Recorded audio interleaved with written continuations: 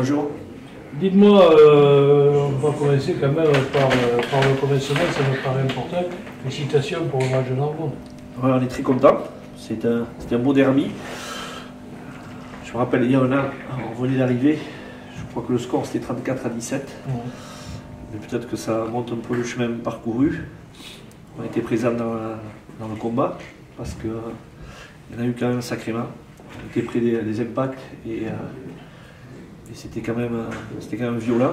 Et par contre, après, il y a eu du jeu. Et ce qui est très positif pour nous, c'est qu'en termes de jeu, on a vu des Biterrois être à la hauteur de ce que proposaient les Narbonnais.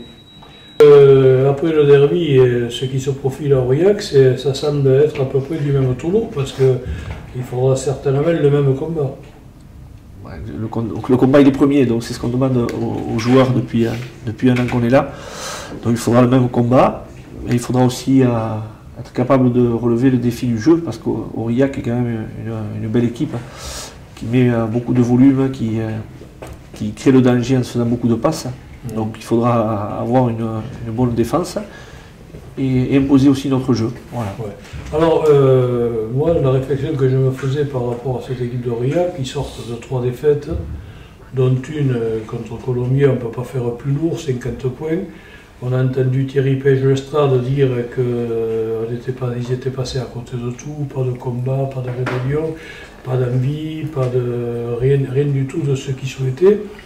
Alors on peut se poser la question, est-ce qu'ils sont au fond du trou en ce moment parce que c'est compliqué d'arriver dans la période d'hiver et qu'il y a peut-être de la fatigue, ou est-ce qu'on va tomber sur une équipe revancharde qui s'est fait remonter les bretelles toute la semaine? Je pense les deux. Voilà. C'est évident que leur semaine va être difficile, hein. Et je crois que les entraîneurs vont tout faire pour bien les préparer. Donc on peut s'attendre à un gros combat, mais quelque part, je suis sûr qu'au fond de leur tête, ils ont peut-être moins de sérénité qu'ils en avaient l'année dernière. Donc à nous à faire front, parce que voilà, l'entame du match risque d'être engagé. Mais après... Comme souvent là-bas d'ailleurs. Oui, comme souvent là-bas. Puis ils jouent quand même. L'année dernière, ils nous avaient quand même beaucoup déplacés.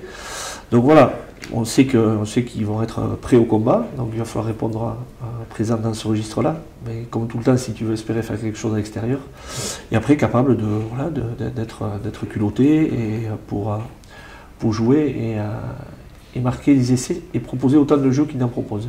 Je suppose qu'après la victoire contre Narbonne, la semaine a dû être quand même plus facile, non?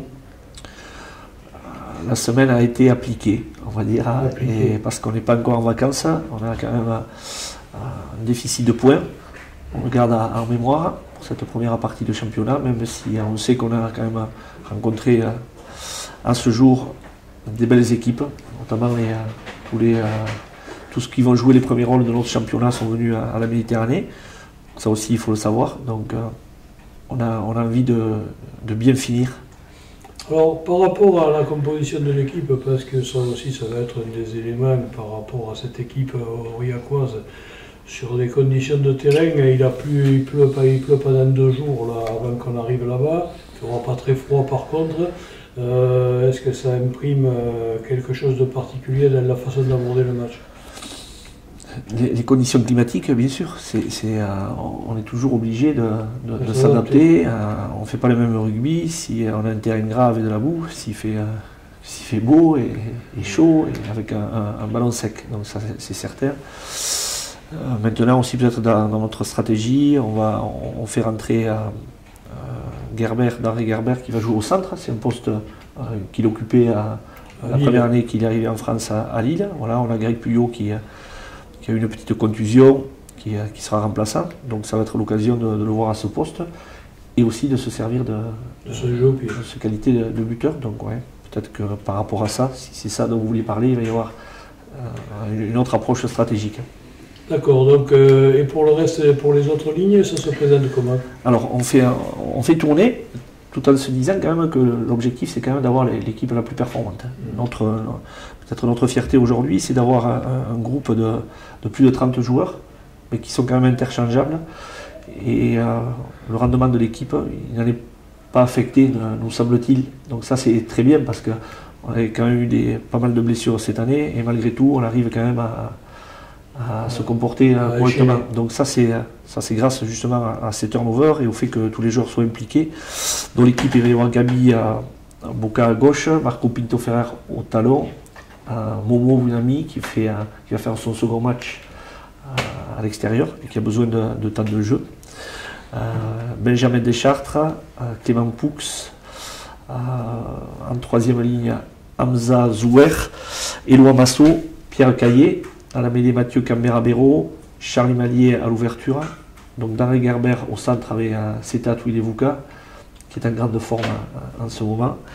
On a Conrad Marais, Sabri et Jean-Baptiste Peyras à l'arrière, qui sera le capitaine, parce qu'on a souhaité avoir un guerrier comme leader, et c'est quand même les qualités qu'il a, Jean-Baptiste Peyras. Donc le capitaine samedi sera Jamba, et avec pour objectif d'être meneur d'hommes, leader et le premier au combat.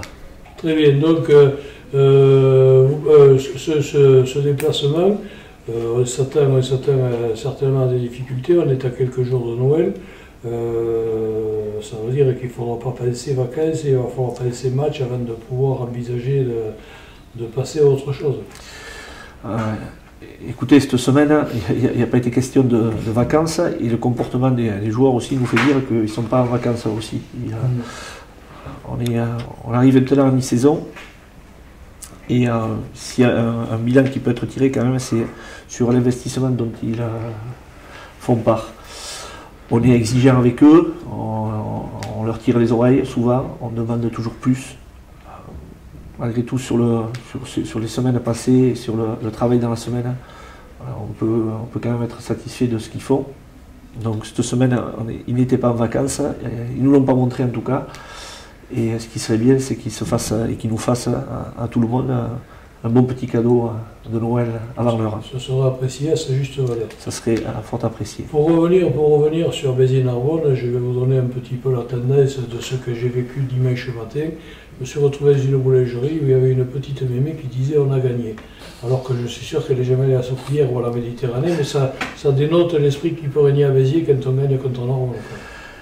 Et c'est ça qui est formidable à Béziers, parce qu'il n'y a pas contre Narbonne, il y a un engouement extraordinaire, il y a beaucoup d'excès. Donc voilà, on sait que quand ça ne va pas, il faut être capable d'absorber, de faire preuve de résilience par rapport à ce qu'on entend, mais tout en étant très satisfait quand il y a la victoire et que nos supporters sont excessifs aussi dans la victoire. Donc voilà, c'est bien. Alors, Tancaillette, on n'a pas parlé du banc, c'est quand même important parce qu'actuellement, quand on aborde un match, il y a l'importance du banc n'est pas à négliger. Qui vous allez mettre sur le banc alors? Bien Fernandez, Florian Radiaca, Chekashvili. En troisième ligne, après, qui vont couvrir deuxième ligne, il y a Toua Manoa, François Ramoneda, Romain Carmignani, derrière Thibaut Bisman et Greg Puyot. Oui, donc une équipe qui peut réagir en fonction des circonstances du match. Oui, aujourd'hui, je répète, ce qui fait notre richesse, c'est quand même ce groupe. Et quand on a des changements à faire, quand il y a des blessures aussi, on arrive à avoir maintenant un groupe de qualité qui fait qu'au niveau de notre prestation, voilà, ça reste sur le même niveau, voire mieux des fois, parce qu'on a quand même des fois un banc qui est rentré et qui a apporté de la fraîcheur, du dynamisme, et nous a permis de faire basculer les matchs en notre faveur. Merci, et puis souhaitant que dans l'agent Alric, il y ait un cadeau de Noël de plus à mettre dans la haute des Viterros. Il y aura la neige, chance, puis on va voir sur le traîneau.